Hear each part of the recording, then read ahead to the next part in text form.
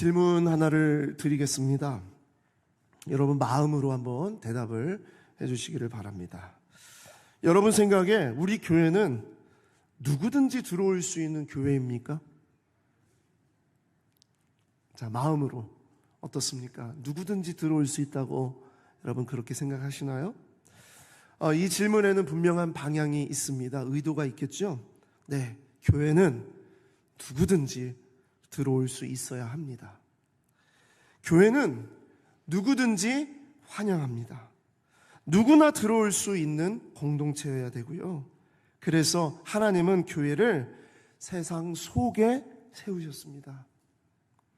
저는 사실 이 질문, 교회는 누구든지 들어올 수 있는 교회인가라는 이 질문 앞에서 사실 대답을 잘 할 수 없었던 사람입니다.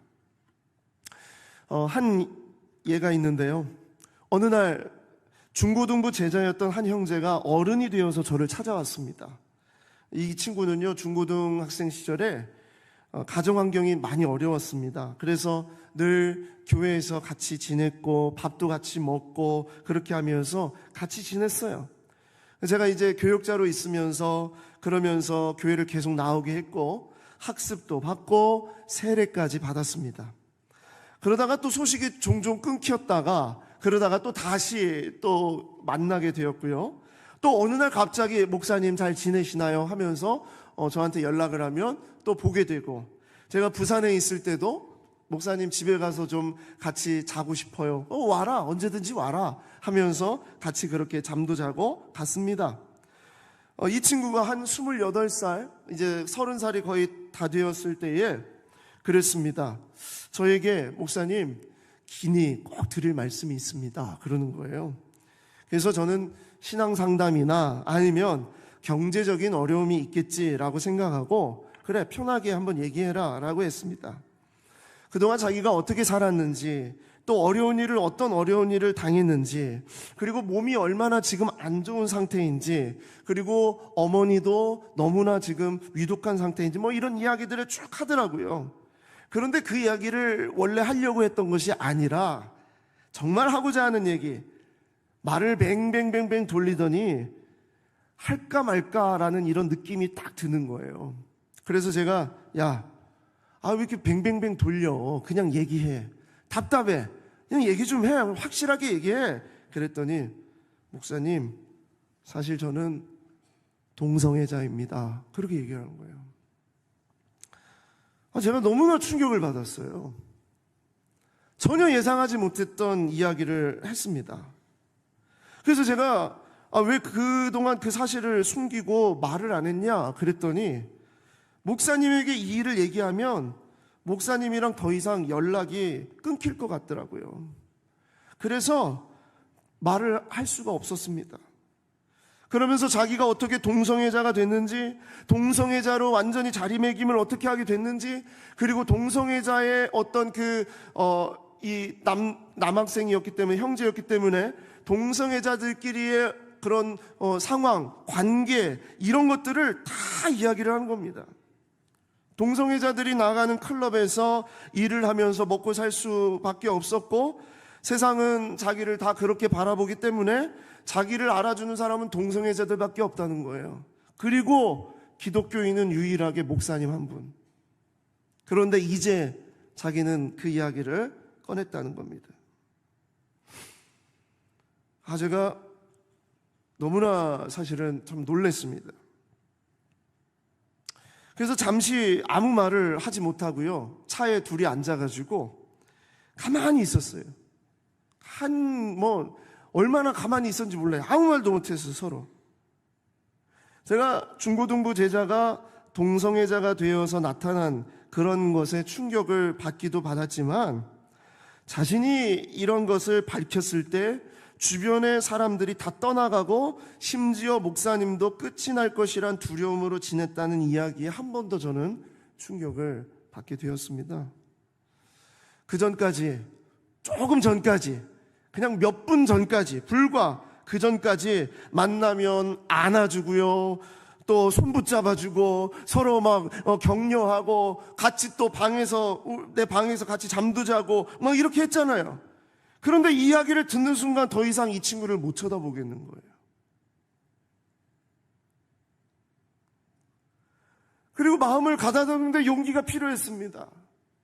어쨌든 정말 이 시간 이렇게 어렵게 이런 고백을 했으니까 이 친구에게 내가 손을 내밀지 못하면 어떤 목사도 그 옆에 있지 못할 것 같다라는 생각이 들었습니다.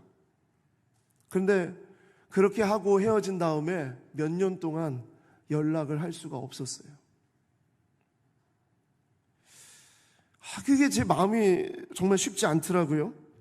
그랬다가 하나님의 말씀 앞에서 교회가 무엇인가를 생각하면서, 그리고 그 친구가 얼마나 그 어렵게 그런 이야기를 꺼냈는지를 생각하면서 제가 서울에 올라와서 다시 연락을 했습니다.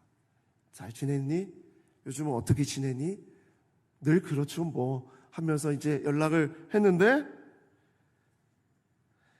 그 친구에게 그래도 희망이 있다면 함께 예배 드렸으면 좋겠다, 함께 예배했으면 좋겠다, 이런 마음으로 연락을 했고요. 연락이 몇 년 동안 끊겨 있다가 작년에 이곳에 와서 함께 예배를 드리고 갔습니다. 동성애자에서 돌아선 게 아닙니다. 아직도 그 삶에서 그는 그렇게 살아가고 있지만 하나님 앞에 예배를 드리면서 그에게 그랬어요. 언제나 하나님은 기다리신다. 치유와 회복의 은혜를 베풀어 주시는 하나님이시다. 하나님의 마음을 알게 되면 이 모든 것을 충분히 이겨낼 수 있다 하면서 왔을 때 안아주게 되었습니다. 네, 여러분, 교회는 누구든지 올 수 있습니까? 네, 누구든지 올 수 있습니다. 누구든지 예배할 수 있어야 되고요, 함께 하나님 앞에 나아갈 수 있는 공동체여야 됩니다. 제가 칼럼에도 썼습니다만, 하모니카를 부는 할아버지가 어떤 의도로 우리 교회에 오려고 했는지, 그것보다 더 중요한 것은요, 우리가 그분을 어떻게 대하였는가라는 이것입니다. 우리가 지하철에서 종종 보았던 시각장애인의 구걸에 어떤 배경이 있을 거야, 저 사람은 무슨 조직과 연결이 되어 있을 거야, 그러면서 나는 절대로 그 돈을 주지 않을 거야, 이런 마음을 가지고 있는 분들이 있어요. 그러나 그 구걸의 배경을 파헤치는 것보다 그런 사람을 어떻게 바라보고 있는지 하나님은 그 모습을 보신다는 것을 생각하는 것입니다. 어린 아이에게 한 것, 지극히 작은 자 하나에게 한 것을 보시는 하나님이라는 것을 생각하게 되는 거예요.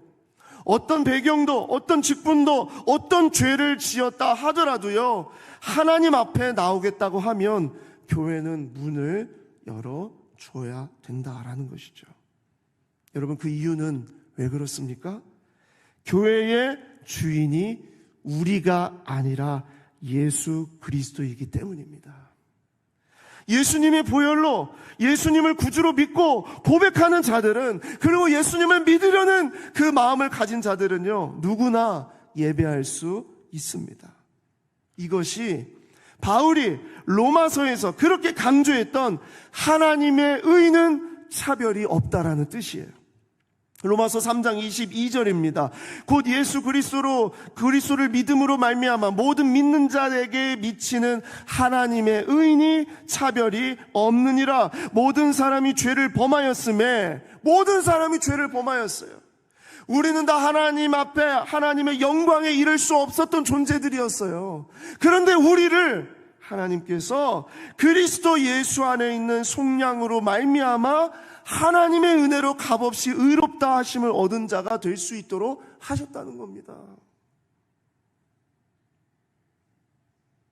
이것이 하나님의 의는 차별이 없습니다. 없다는 말씀이에요.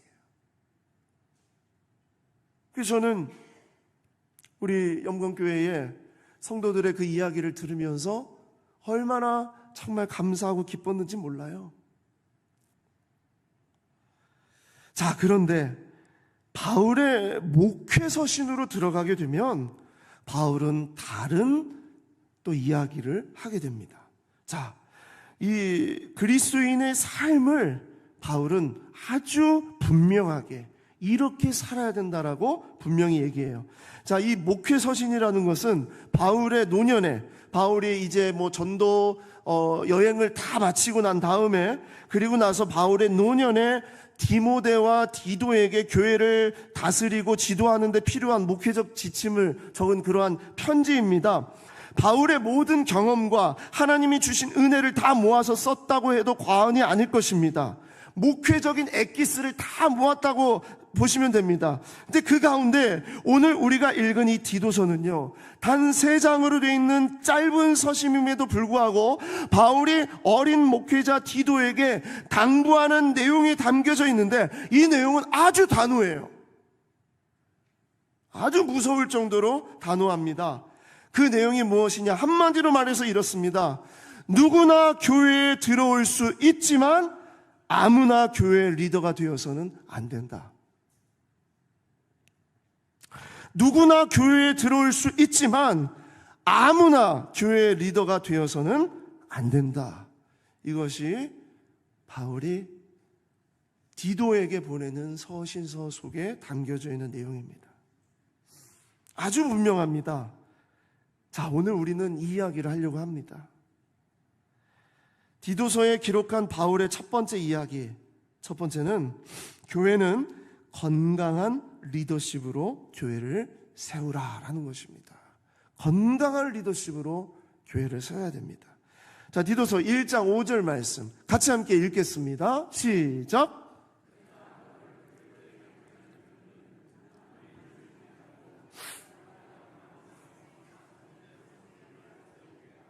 네.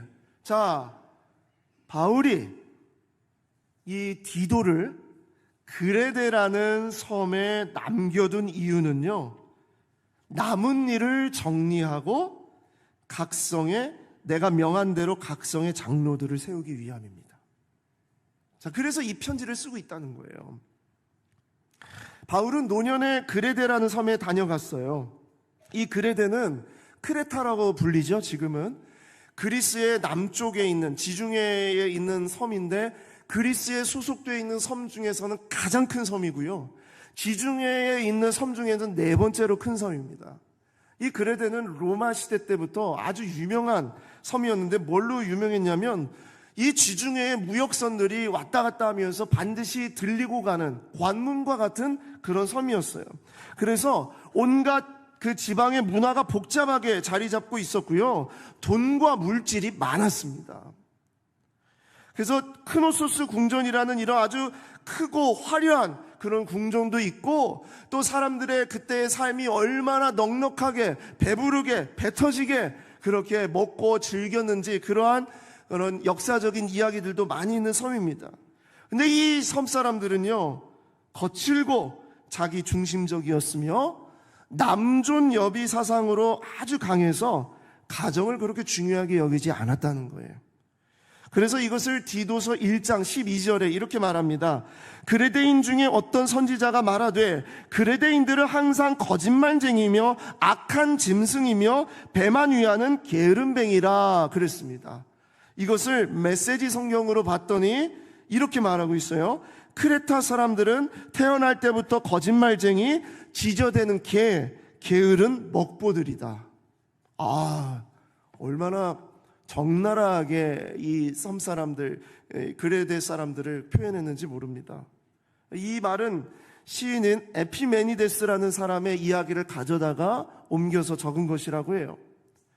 자, 이 사람들은요, 교양과는 거리가 멀고 도덕적으로나 인격적으로 사람다운 그런 모습보다는 자기 중심적, 자기 배를 부르게 하는 것, 그래서 심지어 개같이 아주 짐승 같은 그런 삶을 살고 있었던 사람들이다라고 그렇게 표현을 했습니다. 그런데 놀라운 게 무엇입니까? 이곳에 교회를 세워야 된다는 거예요. 이곳에 교회를 세워야 된다는 거예요. 이렇게 정말 척박하고 이렇게 황량한 이 땅 가운데 교회를 세워야 된다는 거예요. 왜? 그곳에 복음을 붙잡고 살아가는 성도가 있기 때문입니다.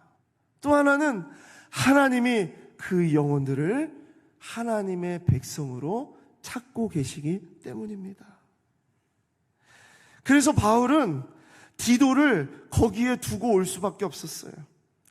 남은 일을 정리하고 각성의 장로들을 바울이 말하는 대로 세워야 됐기 때문입니다. 그것은 결국 무엇을 말하는 것이냐? 교회를 세워야 됐기 때문이에요. 교회를, 건강한 교회를, 튼튼한 교회를, 정말 주님의 몸된 교회를 그 가운데 세워야 됐기 때문입니다. 교회를 막 세우는 것이 아닙니다. 잘 세우는 겁니다. 이 교회는요, 막 사람들이 몰리는 곳인가, 요즘에 보니까요, 막 교회를 세울 때에 막 몰리는 곳인가, 배산 임수 지형인가, 아니면 여기가 명당짜리인가, 교회 이름을 심지어 철학관에 가서 교회 이름을 지어오는 그런 데도 있대요. 이게 말이 안 되잖아요. 그렇게 하면서 막 어떻게 해서든지 막 모으려고 하는 그런 교회가 아니라, 교회는 하나님이 마음이 있는 그곳에 교회는 세워져야 되는 것이다. 교회는 누구나 올 수 있는 곳에 있어야 하며 어떤 누구도 차별해서는 안 된다라는 것을 보여주고 있습니다. 그러나 그것만큼 중요한 것이 무엇이냐? 교회는 건강한 지도자를 세워야 됩니다. 건강한 지도자를 세워야 됩니다. 그 교회가 무덤 가운데에 세워진 교회이든, 아니면 저 무슨 스모키 마운틴 같은 쓰레기 더미 가운데에 세워진 교회이든, 아니면 왕궁에 세워진 교회이든, 산속의 산족들 가운데 세워진 교회이든요, 어느 교회이든지 간에 그 교회는 건강한 리더십이 세워져야 됩니다.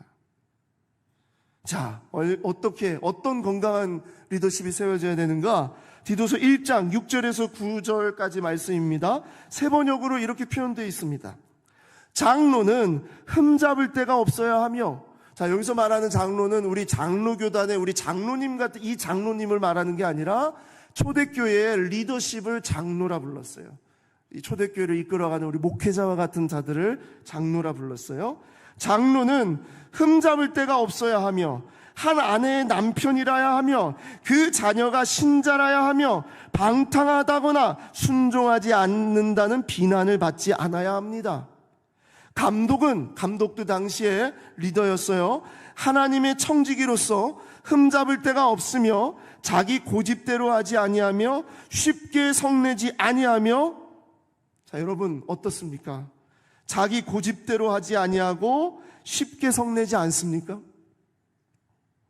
그리고 술을 즐기지 아니하며, 폭행하지 아니하며, 부정한 이득을 탐하지 아니하는 사람이라야 합니다. 이게 더 이렇게 강조했던 이유는요, 그레데 사람들의 삶의 문화가 그랬기 때문입니다. 오히려 그는 손님을 잘 대접하며, 선행을 좋아하며, 신중하며, 의로우며, 경건하며, 자제력이 있으며, 신실한 말씀의 가르침을 굳게 지키는 사람이어야 합니다. 자신의 성품, 자신의 가정, 직장, 사회의 관계 모든 면에서 하나님 말씀의 가르침을 굳게 지키는 사람, 바로 이 사람들이 교회 리더가 돼야 된다. 여러분, 우리가 지역적으로나 문화적으로나 사람들의 성향적으로나 정말 제일 힘들고 어려운 우상이 뭐냐? 정말 이거 무너뜨리기가 제일 힘든 우상이 뭐냐면 보이는 어떤 신상이 아닙니다. 종교적인 어떤 신상, 종교적으로 확실하게 다른 종교인 신상, 그런 게요 우리한테 정말 위협적이고 무서운 그런 우상이 아니고요, 진짜 무서운 우상은요, 문화 속에 배어져 있는 우상들이에요. 문화 속에 배어져 있는 우상들. 그래서 그 문화 속에서 이거는 아무렇지도 않은 거야. 괜찮아. 그레데 사람들 다 그렇게 살아. 다 자기 이익을 위해서, 자기 배 부르는 거 위해서 그렇게 살고, 가족 중요하지 않아. 그냥 괜찮아. 남자가 중요하고 여자는 덜 중요하고, 그 다음에 가정 그렇게 중요하지 않아. 이게 문화인데. 사실 그렇게 문화 속에 너도 나도 다 괜찮아, 그렇게 다들 살잖아 라고 말하는 그 문화가 정말 무서운 우상입니다. 그레데 안에는 그런 문화들이 있었던 거예요. 그렇기 때문에 바울은 디도에게 말할 때에 더 엄격하고 분명하게 이야기를 하는 것입니다. 교회의 지도자를 세우는 데 있어서 결코 우유부단할 수 없다는 얘기예요. 기준을 좀 낮춰가지고 이런 사람 저런 사람 대충 지도자를 세우면 된다고 생각할 수 있지만 그러면 안 되는 거예요. 지도자의 자리를 돈으로 산다든지 아니면 무슨 물질로 지도자가 된다든지 절대 그래서는 안 된다는 겁니다. 얼마나 사회적으로 지위가 높고 공부를 많이 했고 학위가 몇 개가 있고 그것으로 교회의 지도자를 세워서는 안 된다는 거예요. 정치적으로 얼마나 뛰어나고 정치적으로 얼마나 정말 술수가 강한지 그런 것으로 지도자가 되는 것이 아니라는 겁니다. 바울은 아주 단호합니다. 자, 그 이유가 있어요. 그렇게 단호하게 얘기하는 이유는요, 디도서 1장 9절 후반절에 이렇습니다. 이는 능히 바른 교훈으로 권면하고 거슬러 말하는 자들을 책망하게 하려 함이라 라는 거예요. 그 문화 속에서 다들 그렇게 살잖아요. 다들 그냥 눈 한번 감으면 되는 건데 왜 굳이 그래야 됩니까? 라는 사람들에게 그것이 하나님의 마음이 아니라는 것을 가르쳐 줘야 되기 때문입니다. 좀 더 분명하게 말하면 이렇습니다. 15절을 보시기 바랍니다. 우리 디도서 1장 15절 16절입니다. 깨끗한 자들에게는 모든 것이 깨끗하나 더럽고 믿지 아니하는 자들에게는 아무것도 깨끗한 것이 없고 오직 그들의 마음과 양심이 더러운지라. 그들이 하나님을 시인하나 행위로는 부인하니 가증한 자요 복종하지 아니하는 자요 모든 선한 일을 버리는 자니라. 마음이 양심이 더러워져 있으면은요, 그러면 그런 사람들이 아무리 지도자가 되고 뭔가를 이끌어 간다고 하더라도 하나님을 부인하는 자라는 것을 얘기하고 있습니다. 신앙에는 중간 지대가 없다는 이야기입니다. 예수의 사람이냐 아니냐예요. 제가 몇 번 말씀드렸죠. 예수님의 제자냐 아니면 군중이냐 그겁니다.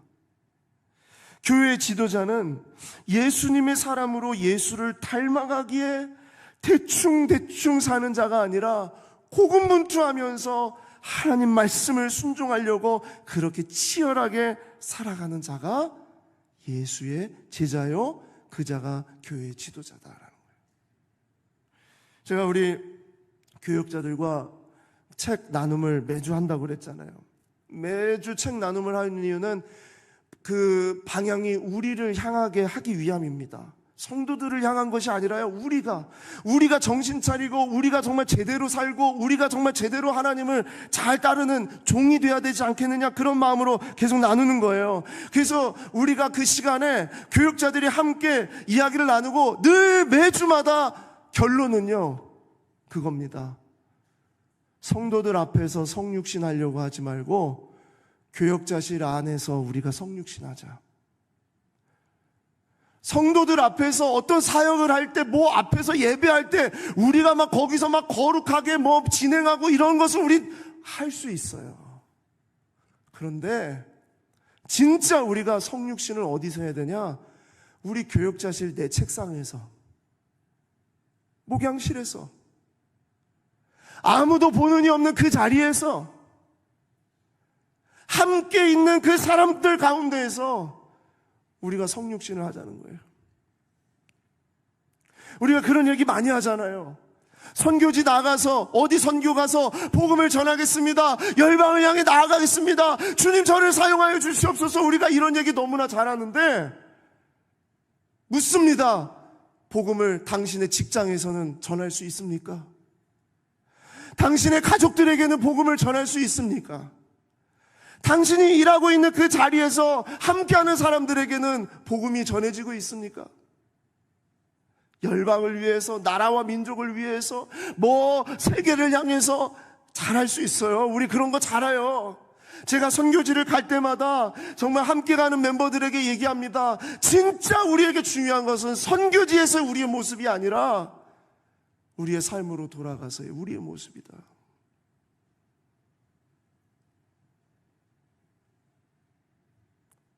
성육신은 어디에서 이루어져야 돼요?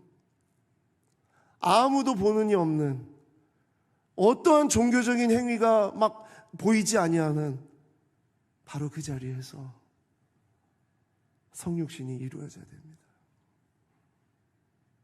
작은 모임에서, 봉사하는 그 자리에서, 아무도 알아주지 않지만 섬기는 그 자리에서, 그리고 나와는 마음이 잘 맞지 않더라도 함께 교회를 세워가는 그 사람들 가운데에서 성육신은 거기서, 그것이 바로 건강한 리더십으로 교회를 세워가는 일이라고 믿습니다. 저는 우리 영광교회가 너무나 감사한 게, 어떤 직분과 또 어떤 리더십의 자리를 놓고 볼 때에 정말 저는 너무나 감사한 게, 하나님 앞에서 정직하게 하나씩 해나가려고 하는 그 모습입니다. 정말 그런 얘기 많이 듣습니다. 교회 안에서 직분을 놓고서 막 정말 말도 안 되는 세상적인 어떤 그런 이야기들을 이렇게 하는 그런 얘기를 듣는 일들이 너무나 많아요. 근데 우리 안에서 중직자를 세울 때, 목자들을 세울 때, 또 어떤 리더십들을 세울 때 우리가 하나님 앞에서 정직하게, 하나님 기뻐하시는 모습으로 하나씩 지켜나가려고 하는 그 모습 속에 정말 감사와 영광을 하나님께 올려드립니다. 앞으로 우리 교회는 계속 그렇게 나가야 되는 줄 믿습니다. 자, 그리고 두 번째로, 건강한 리더십은 그러면 어떤 사람들이 건강한 리더십이냐? 바른 신학으로 교회를 세우는 사람들입니다. 바른 신학입니다. 바른 신학. 네, 우리 합신의 모토가 세 가지가 있죠. 바른이 세 가지가 있죠.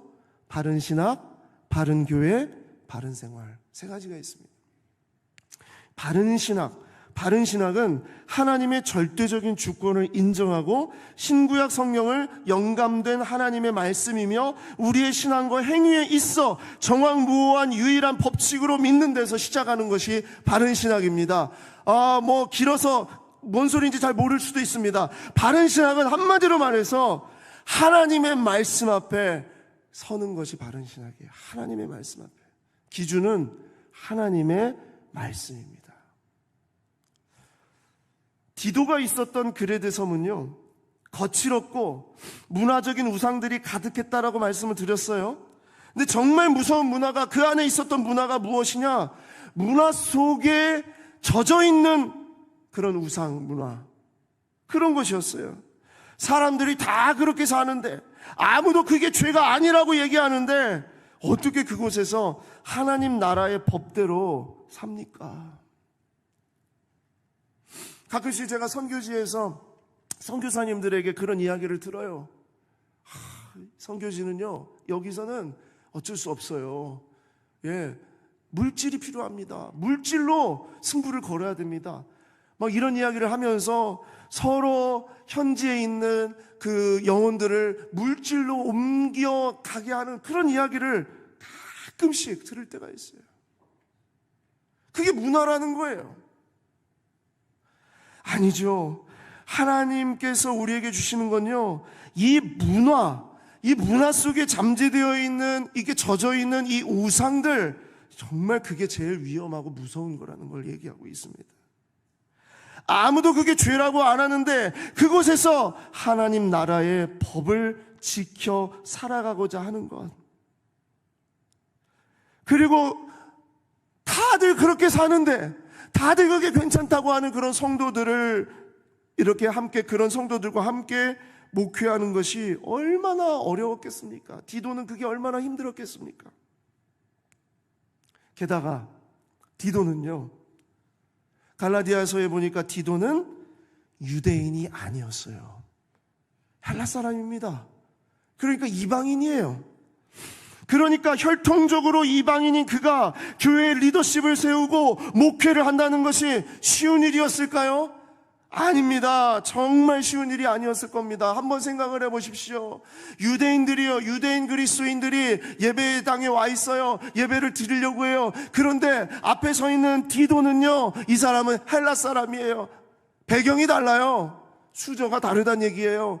완전히 그런 다른 환경 속에서 이제 개종을 해서 이제 예수님을 믿게 되었고, 그리고 말씀을 전하는데, 쟤는 겉으로는 표현 안 하지만 시선과 또 그 마음의 태도는요, 할례도 안 받았으면서 유대인의 혈통도 아니면서 어떻게 저게 지도자가 될 수 있나?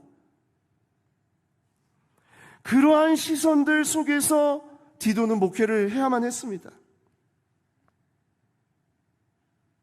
그러니까 바울이 그러한 시선과 그런 어려움을 이겨낼 수 있는 그것은 이거밖에 없다라고 얘기한 거예요. 그게 무엇이냐? 하나님의 말씀대로 해라. 하나님의 말씀대로. 자, 디도서 1장 10절에서 11절 말씀입니다. 현대인의 성경으로 말씀드립니다. 복종하지 않고 터무니없는 말을 하며, 자, 이 사람들이 어떤 사람이에요? 복종을 안 해요. 터무니없는 말을 해요. 남을 속이는 사람들이 많아요. 특히 할례를 주장하는 사람들 가운데 그런 사람들이 많아요. 나는 유대인인데, 나는 할례를 받았는데 너도 할례를 받아야지, 당신 지도자도 할례를 받아야지 라면서 그걸로 계속 얘기를 하는 거예요. 자, 그런 사람들이 많으므로 뭐라고 얘기해요? 11절, 그들의 입을 막아야 합니다. 그들의 입을 막아야 합니다. 그들은 더러운 수입을 위해 가르쳐서는 안 될 것을 가르쳐 신자들의 가정을 온통 뒤엎고 있습니다. 자, 그럼 어떻게 입을 막아요? 뭘로 입을 막아요? 토론해가지고 누가 더 똑똑한지 그런 걸로 입을 막아요? 아니요. 디도서 1장 13절에서 14절입니다. 이 말은 사실입니다. 그러므로 그들을 사정없이 책망하여 올바른 믿음을 갖게 하고 유대인의 신화와 진리를 떠난 사람들의 말에 귀를 기울이지 못하게 하라는 거예요. 어떻게 해요?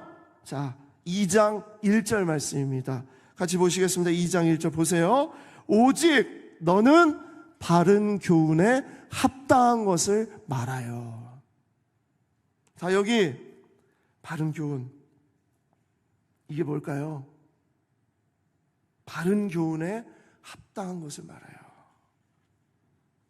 자, 그것은 앞에서도 한번 말씀을 드렸습니다만 디도서 1장 9절 상반절에 나오는 이런 이야기입니다. 신실한 말씀의 가르침을 굳게 지키게 하는 겁니다. 결국 뭐예요? 그게 말씀입니다. 말씀. 그래서 디도서 2장 15절은 이렇게 말합니다. 너는 이것을 말하고 권면하며 모든 권위로 책망하여 누구에게서든지 업신여김을 받지 말라. 업신여김을 받지 않을 수 있는 유일한 근거는 하나님 말씀 앞에 제대로 서 있으면 업신여김을 받지 않는다는 겁니다. 그걸, 이 사람들의 시선을, 이 어려운 그 목회 현장을요, 정치적인 것으로, 아니면 어떤 계산으로, 아니면 어떤 나의 권모술수로 그런 걸로 그 시간에 이겨낼 수 있을는 모르나 시간이 지나면 다 드러납니다. 이 모든 목회의 본질은 교회를 세워가는 데 있어서는 오직 하나님의 말씀 앞에 서 있는 것밖에 없다라는 거예요. 하나님의 말씀 앞에. 현대인의 성경은 이렇게 얘기해요. 디도서 2장 15절. 그대는 이 모든 것을 권위 있게 가르치고 권면하며 책망하여 아무도 그대를 업신여기지 못하게 하십시오. 하나님의 말씀을 분명하게 붙잡고 그 말씀을 지키려고 몸부림치는 사람은 어떤 누구도 그 사람을 업신여겨 볼 수 없습니다. 누구나 교회에 들어올 수 있다고 그랬습니다. 그리고 와야 됩니다. 그러나 이 안에서 반드시 하나님의 말씀으로 그의 삶이 뒤집어져야 되는 거예요. 이것이 바로 말씀의 역사입니다. 말씀이 주인 되시는 거예요. 이것은 단지 리더십에 대한 이야기가 아닙니다. 바로 그리스도인의 삶을 얘기하는 것이에요. 그 거짓말쟁이와 같고 악하고 게으른 사람들 가운데 교회가 교회다운 교회로 세워질 수 있는 유일한 근거는요, 그것은 바로 말씀입니다. 하나님의 말씀을 붙잡는 건 모든 문화를 넘어서 초문화적인 하나님 나라의 삶이 있다는 것을 선포하는 겁니다. 사과나무에서 사과 열매를 맺고 포도나무에서 포도가 맺히듯이 예수의 사람은 예수님의 열매를 맺습니다. 그래서 이렇게 말합니다. 예수님을 붙잡고 예수님의 말씀을 의지하며 살아가는 사람은요, 디도서 2장 11절부터 이렇게 말합니다. 보십시오.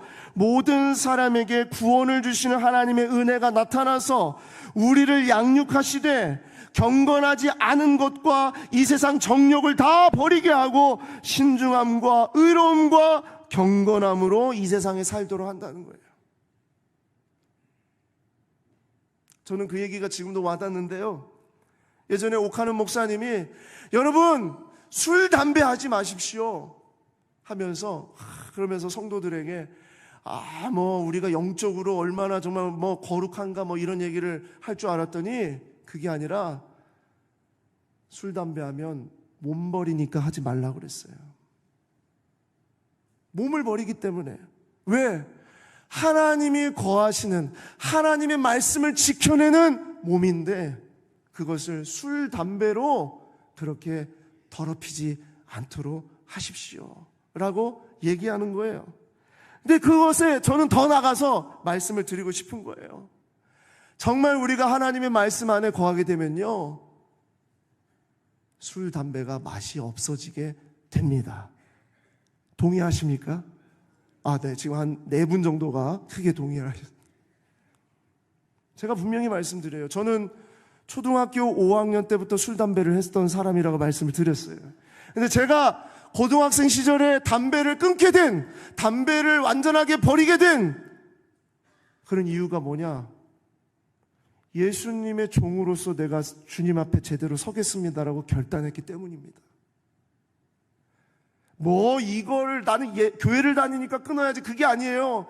주님을 사랑하게 되고 주님의 말씀을 지키려고 정말 내 마음이 그렇게 열리게 되잖아요. 그러면 내 안에 들어오는 나쁜 것들을 밀어내고 버리게 만든다는 거예요. 그 역사입니다. 우리를 양육하시되 경건하지 않은 것과 이 세상 정욕을 다 버리고 신중함과 의로움과 경건함으로 이 세상을 살게 한다는 겁니다.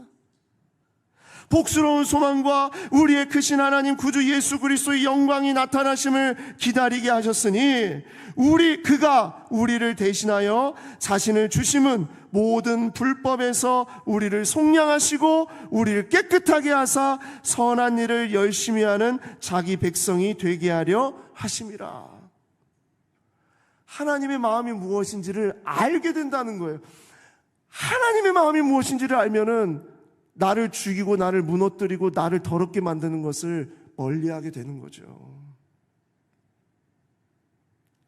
자, 그리고 이제 세 번째로 바울은 디도에게 어떤 교회를 그레데에 세우라고 했냐면 세상의 소금과 빛으로 교회를 세워야 된다 그랬습니다.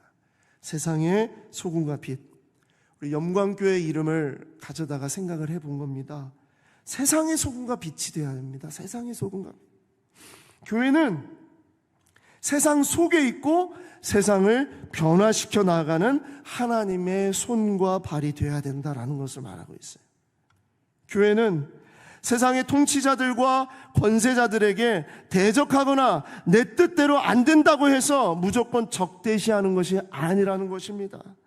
또한 그리스도인이냐 아니냐로 세상의 리더십을 판단해서도 안 되는 거예요. 이 의견이 다를 수 있으나 세상의 통치자들, 세상의 권세자들, 그들도 하나님이 이때에 하나님께서 세울 리더라는 것을 하나님 앞에 맡기고 하나님 앞에 기도하며 하나님께서 이 나라와 이 민족을 붙잡아 주시도록 매달리는 것이 바로 우리 성도들의 모습이고 교회의 모습입니다. 디도서 3장 1절 2절입니다. 너는 그들로 하여금 통치자들과 권세 잡은 자들에게 복종하며 순종하며 모든 선한 일 행하기를 준비하게 하며 아무도 비방하지 말며 다투지 말며 관용하며 범사에 온유함으로 모든 사람에게 나타낼 것을 기억하게 하라. 이게 그레데의 교회, 그레데 교회가 살아가야 될, 앞으로 세워져야 될 교회가 이런 교회라는 거죠. 세상 속에 있는 교회는 세상의 질서와 통치에 복종하고 더 나아가 세상에 쓰임받는 일에 나서야 됩니다. 사람들과의 관계 속에 지켜야 될 선을 지키고요, 종교와 문화적인 배경을 함부로 대하지 아니하고 이 영혼의, 이 사람의 주의 놀라운 역사가 일어날 것을 기대하고 소망함으로 하나님 앞에 맡기고 나아가야 되는 거예요. 그래서 교회는 세상 속에서 소금과 빛으로 세워져야 됩니다. 우리끼리 안 됩니다.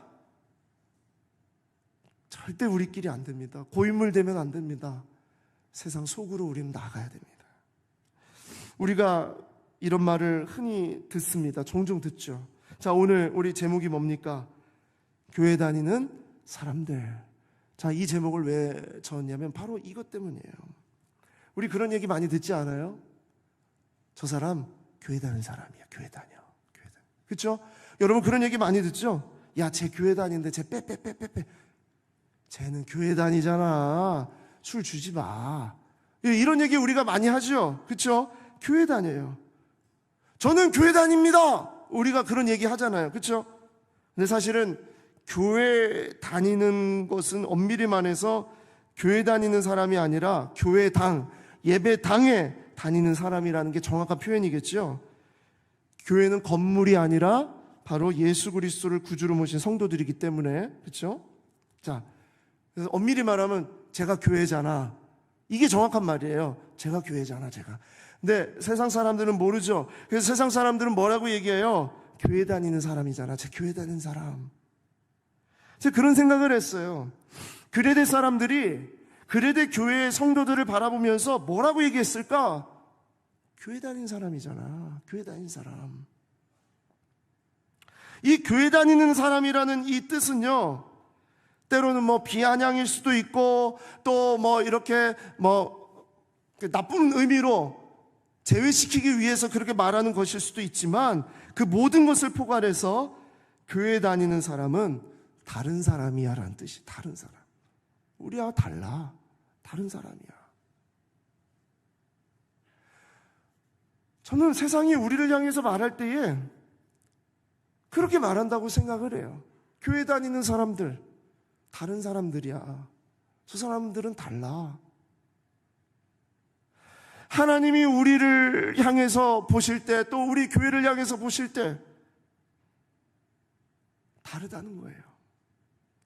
세상에 속해 있지만 이 세상에서 하나님의 나라를 살아가는 사람들이니까 다르다는 거예요. 그레데 사람들이 그렇게 말을 했듯이 그 성품이 더럽고 악하고 게으른 사람들이 이 작은 교회를 보면서 뭐라고 얘기했을까요? 교회 다니는 사람들, 교회 다니는 사람들. 그런 생각이 들었어요. 어떤 성도가 그랬어요. 목사님, 저는 교회 다닌다는 거 숨기고 싶어요. 너무 어려운 것 같아요. 사람들이 교회 다닌다는 것 때문에 막 뭐 함부로 대하고 뭐 쉽게 대하고 막 그러는 것 같아요. 그리고 너무 지켜야 될 게 너무 많아요. 그냥 좀 모른 척하고 좀 안 지키기도 하고 좀 다른 사람들처럼 좀 살았으면 좋겠어요 하는 그런 이야기를 하시는 분들이 있어요. 맞아요. 얼마나 힘들겠습니까? 이 세상 속에서 하나님 나라의 백성으로서 살아가는 게 얼마나 이게 쉽지 않겠느냐고요. 그런데 교회 다니는 사람들에게만 주시는 놀라운 능력이 있어요. 디도서 3장 6절 7절 말씀입니다. 우리 구주 예수 그리스도로 말미암아 우리에게 그 성령을 풍성히 부어주사 우리로 그의 은혜를 힘입어 의롭다 하심을 얻어서 영생의 소망을 따라 뭐가 되게 하셨다고요? 상속자가 되게 하셨다는 겁니다. 상속자. 우리는 이 세상 그 어떤 것으로도 비교할 수 없는 가장 크고 놀라운 영생의 상속자. 세상의 어떤 물질과 세상의 어떤 정말 호화스럽고 최고의 것이라고 말한 그런 것들 비교가 되지 않을 그 놀라운 것을 우리에게 넘겨주실 우리는 상속자. 상속자. 우리는 상속자입니다. 그래서 우리는 세상 속에서 세상의 소금과 빛으로 우리가 살아갈 수 있는 것이다 라는 거예요. 여러분, 말씀을 맺겠습니다. 사랑하는 성도 여러분, 그레데와 같은 곳에 교회를 세우시기를 원하셨어요. 그리고 이 도시 한복판에 우리 교회가 세워진 것도 전혀 이상한 것이 아니라고 생각이 됩니다. 그리고 그레데 사람들 중에 교회의 지도자를 세우게 하셨기에 우리도 이 교회의 지도자로 앞으로 세워지는 것을 소망하면서 또 우리가 나가야 되는 것, 이거 전혀 이상한 것이 아닙니다.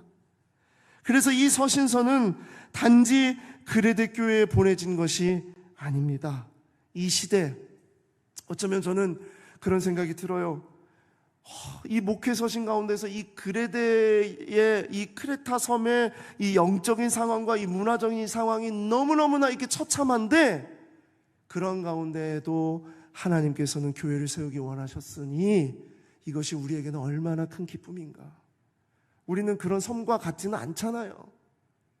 그러나 우리에게 도전이 되는 것이죠. 우리들의 삶에도 하나님께서 이런 교회를 세워가시기를 원한다. 그리고 우리 교회는 앞으로 그런 교회가 되기를 소망합니다. 앞으로 건강한 리더십이 계속 세워지는 영광교회가 되기를 원합니다. 오직 하나님의 말씀이 기준이 된 바른 신학으로 살아가는 그런 리더들, 그런 교회가 되기를 원합니다. 그리고 이 자리에 있는 우리 모두가 세상의 소금과 빛이 되어서 세상을 하나님의 말씀대로 조금씩 변화시켜가는 그러한 교회가 될 줄 믿습니다. 우리 이 말씀 붙잡고 함께 기도하기를 원합니다.